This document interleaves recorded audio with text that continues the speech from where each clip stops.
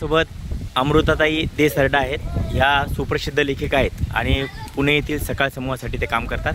आज त्या विवेकानंद आश्रमाला भेट देण्यासाठी या ठिकाणी आलेले आहेत. तर आपण त्यांना काय वाटलं हे त्यांच्याकडून जाणून घेऊया. मॅडम नमस्कार.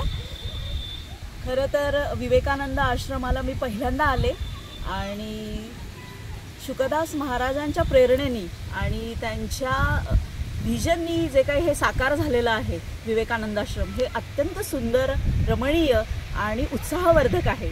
इथली शाळा, परत आश्रम, बेट म्हणजे विवेकानंदांचं स्मारक, ह्या सगळ्याच गोष्टी म्हणजे शिवमंदिर असू दे किंवा बालाजीचं मंदिर असू दे, इथलं शिव उद्यान असू दे, तर फार सुंदर आणि कलात्मक पद्धतीने ह्याची सगळी बांधणी आणि केलेली आहे.